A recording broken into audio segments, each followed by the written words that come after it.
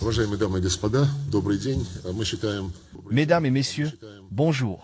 Nous considérons comme essentiel que les ambassadeurs travaillant en Fédération de Russie soient pleinement informés de notre position sur l'une des crises internationales les plus graves, la guerre déclenchée par l'Occident en utilisant l'Ukraine contre la Fédération de Russie. Cela est évident pour beaucoup aujourd'hui, mais l'arrière-plan informationnel est manipulé pour désorienter l'opinion publique mondiale. C'est pourquoi je juge ces rencontres extrêmement utiles, et j'espère que vous partagez cette évaluation. L'Occident collectif utilise depuis longtemps des méthodes de guerre informationnelle et de déformation des faits pour poursuivre ses objectifs politiques immoraux. Permettez-moi de donner un exemple historique. Une lettre de l'évêque londonien Belby Porteux, qui date de l'époque coloniale, a été conservée. Il y exprimait ses réflexions sur la foi des esclaves dans les plantations sucrières des Caraïbes et recommandait de leur fournir une version abrégée de la Bible. Cette initiative ne s'arrêtait pas aux prières.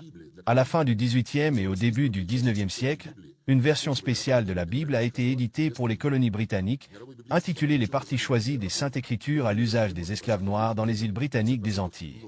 Cette édition, connue dans l'histoire biblique sous le nom de Bible des esclaves, omettait 90% de l'Ancien Testament et 50% du Nouveau Testament.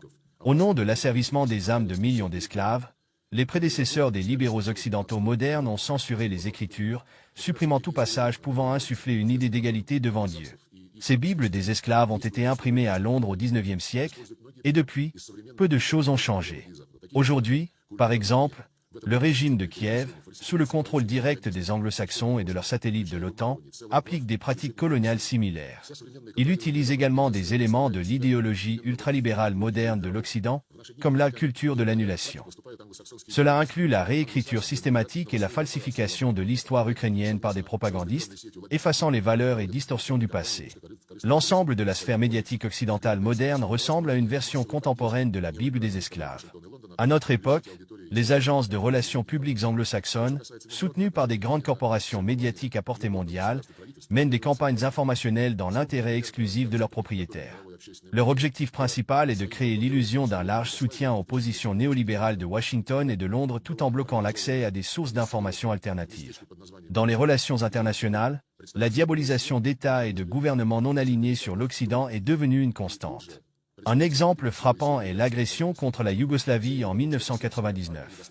À l'époque, une mise en scène à Raqqa a été organisée. Des représentants de l'OSCE ont découvert des corps et accusé l'armée yougoslave d'avoir massacré des civils. Cela a servi de déclencheur pour des bombardements qui visaient des infrastructures civiles comme des ponts et des centres de télévision. Plus tard, il a été prouvé que les civils étaient en réalité des combattants déguisés après leur mort. Un scénario similaire a eu lieu à Boutcha en 2022, près de Kiev.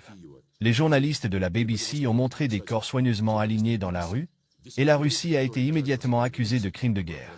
À ce jour, nous n'avons toujours pas obtenu les noms des victimes prétendument tuées. J'ai personnellement demandé à Antonio Guterres, secrétaire général de l'ONU, des explications à 3 reprises, mais il évite de répondre. Ces provocations rappellent également les manipulations de la propagande nazie en Prusse orientale en 1944, lorsqu'après le retrait des troupes soviétiques, les nazis ont accusé l'armée rouge de massacre, des accusations depuis démenties par les historiens. Aujourd'hui, les pays occidentaux, qui se proclament champions de la liberté d'expression et du pluralisme, démontrent une intolérance flagrante à toute voie alternative. Les médias russes comme RT et Sputnik sont particulièrement visés, car ils offrent une information objective et une analyse impartiale des événements. Par exemple, bien avant le conflit ukrainien, la France a refusé d'accréditer RT et Sputnik, qualifiant ces médias d'outils de propagande. Cela viole directement la Charte de Paris de 1990, adoptée dans le cadre de l'OSCE, qui garantissait un accès libre à toute information, qu'elle soit nationale ou internationale. Cependant, dès que l'Occident a compris que le monde était plus complexe que l'ordre néolibéral qu'il tentait d'imposer, il a commencé à limiter l'accès à toute information qui contredit ses intérêts. Un dernier exemple récent, en Allemagne, le premier canal russe a été interdit, et des journalistes en ont été expulsés. De telles actions se produisent quotidiennement. Par ailleurs, lorsque le régime de Zelensky déclare ouvertement chasser les journalistes russes, l'Occident reste silencieux ou ferme les yeux. Il a été prouvé que les services secrets ukrainiens ont directement participé à l'assassinat ciblé de journalistes russes tels que Daria Dugina, Oleg Klokov, Maxime Fomin, Rostislav Joravlev, Boris Maksoudov et bien d'autres encore. Nous n'avons entendu aucune condamnation de ces meurtres de la part de l'Occident éclairé. Cela vaut également pour les assassinats de journalistes russes dans le Donbass, bien avant le début de l'opération militaire spéciale. Le scandale autour du récent rapport du secrétariat de l'UNESCO, consacré aux journalistes ayant perdu la vie dans l'exercice de leur métier, est également bien connu. Ce rapport ne mentionne aucunement les nombreux journalistes russes tués dans des circonstances largement documentées. Madame Audrey Azoulay, directrice générale de l'UNESCO, est donc complice de ces omissions. Le front médiatique reste l'un des principaux champs de bataille dans la campagne agressive menée par l'Occident collectif, non seulement contre la Russie, mais aussi contre d'autres pays du Sud global qui suivent une voie indépendante dans leurs affaires internes et internationales. L'Ukraine est devenue un terrain d'expérimentation pour des techniques sophistiquées de manipulation de la conscience publique. L'Ukraine ne sert pas seulement à diffuser de fausses informations, elle est aussi utilisée comme un terrain d'essai pour tester les caractéristiques des armes occidentales. Cela est fait ouvertement.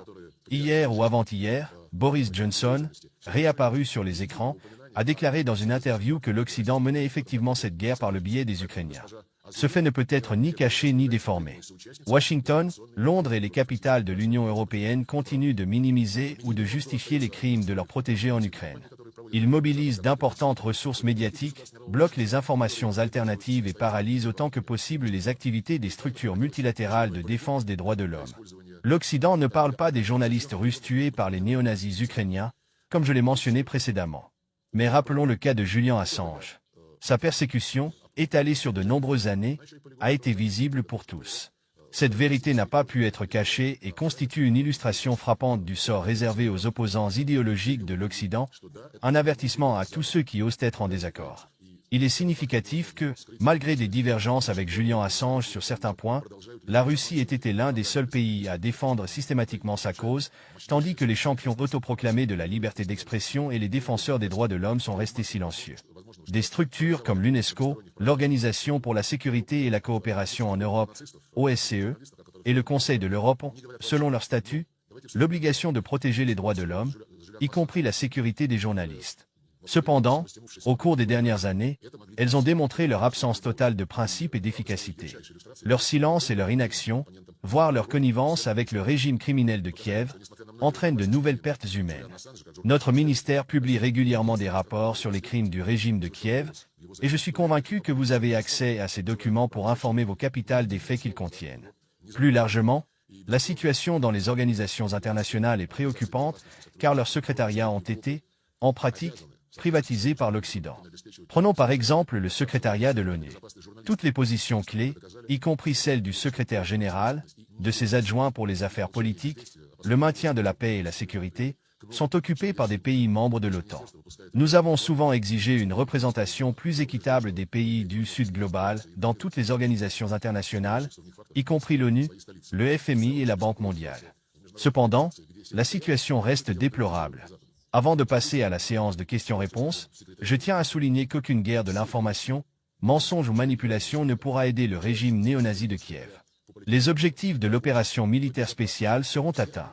Comme l'a répété à plusieurs reprises le président Poutine, nous privilégions toujours les moyens politiques et diplomatiques pour résoudre les conflits. Cependant, toute solution au conflit ukrainien ne sera ni solide ni durable si ses causes profondes ne sont pas éliminées. Parmi ces causes, citons les menaces durables contre la sécurité de la Russie à l'ouest, dues à l'expansion de l'OTAN et à l'intégration de l'Ukraine dans l'Alliance. Une autre cause essentielle est la politique systématique du régime de Kiev visant à éradiquer les droits des citoyens russes et russophones de leur propre pays. Cela inclut l'interdiction légale de l'éducation en langue russe à tous les niveaux, de l'école primaire à l'université, ainsi que l'interdiction des médias et des événements culturels en russe. À l'instar de l'Allemagne nazie, l'Ukraine retire des bibliothèques les livres en langue russe pour les envoyer au recyclage. En parlant des causes profondes, je souhaite attirer votre attention sur l'initiative du président chinois Xi Jinping, intitulée Initiative pour la sécurité mondiale, présentée en février 2023. Cette initiative insiste sur l'importance d'identifier et d'éliminer les causes profondes de tout conflit. De nombreuses propositions, y compris en provenance de l'Occident, appellent à résoudre le conflit ukrainien sur la base du droit international et du respect de l'intégrité territoriale. C'est également la position du secrétaire général de l'ONU, Antonio Guterres. Mais le droit international ne se limite pas à la seule notion d'intégrité territoriale, il englobe de nombreux autres principes fondamentaux. Il y est également mentionné le droit des peuples à l'autodétermination. C'est précisément ce droit qui a servi de fondement juridique international au processus de décolonisation, notamment du continent africain. De la même manière que les peuples d'Afrique, à l'époque coloniale, refusaient de vivre sous la domination de colonisateurs ne représentant pas leurs intérêts, le régime actuel en Ukraine ne représente pas les intérêts d'une grande partie de ses citoyens ni des territoires qui, par référendum, ont décidé de se réunir avec la Fédération de Russie. Il ne faut pas oublier cela. Le secrétaire général de l'ONU lui-même appelle à respecter la Charte des Nations Unies et les résolutions de l'Assemblée générale. Cependant, il convient de rappeler que ces résolutions, adoptées sous la pression de l'Occident, parfois par des moyens coercitifs, visent à légitimer les actions du régime ukrainien, y compris le coup d'État de 2014. Si le secrétaire général invite à se référer aux résolutions de l'Assemblée générale, alors il est important de rappeler qu'il existe une résolution adoptée par consensus et non par vote. Cette résolution s'intitule * Déclaration sur les principes du droit international relatif aux relations amicales et à la coopération entre les États *. Ce document, extrêmement détaillé, explique les principes de la Charte des Nations Unies. Il stipule clairement que tous doivent respecter l'intégrité territoriale des États dont les gouvernements respectent le droit des peuples à l'autodétermination, ce faisant, représente l'ensemble des populations vivant sur leur territoire. Qui peut prétendre sérieusement que le régime de Kiev représente les intérêts des citoyens russes et russophones d'Ukraine? Rappelez-vous les propos tenus par Zelensky à l'automne 2021, avant le début de l'opération militaire spéciale. Interrogé sur les populations de l'autre côté de la ligne de contact, dans le contexte des accords de Minsk, il avait répondu « Vous savez, il y a des gens, et il y a des créatures ». Il avait ensuite conseillé, ajoutant « À ceux qui vivent en Ukraine et se sentent liés à la culture russe, pour l'avenir de leurs enfants et petits-enfants, partez en Russie ». Cela, de la part d'un président qui prétend représenter l'ensemble de la population de l'Ukraine dans ses frontières de 1991? Bien sûr que non. Et le plus important, dans la Charte des Nations Unies, avant même d'évoquer le droit des peuples à l'autodétermination ou l'intégrité territoriale, le tout premier article insiste sur le respect des droits de l'homme. Avez-vous jamais entendu nos collègues occidentaux, lorsqu'ils parlent de l'Ukraine ou adoptent des documents dans des forums tels que le G7, l'Union européenne ou d'autres alliances, mentionner une seule fois les droits de l'homme? Et pourtant, la Charte stipule clairement qu'il est nécessaire de respecter les droits de l'homme, indépendamment de la race, du sexe, de la langue ou de la religion. Concernant la langue, je vous l'ai déjà dit, la langue russe est interdite légalement. Et tout le monde se tait. L'Occident, qui place les droits de l'homme au centre de ses préoccupations dans tant d'autres contextes, reste ici muet comme une carpe, comme on dit chez nous. Le droit à la religion, lui aussi, est piétiné par le régime de Kiev. Un récent texte de loi interdit l'Église orthodoxe ukrainienne canonique. C'est pourquoi, lorsque nos amis, animés des meilleures intentions, proposent des initiatives visant à régler le conflit sur la base du droit international et de la Charte des Nations Unies, nous insistons pour que ces propositions prennent en compte non pas un seul principe de la Charte, mais tous ces principes, dans leur intégralité et leur interdépendance. Ce n'est qu'à cette condition que les démarches seront honnêtes et montreront à tous que nous cherchons réellement à nous attaquer aux causes profondes du conflit.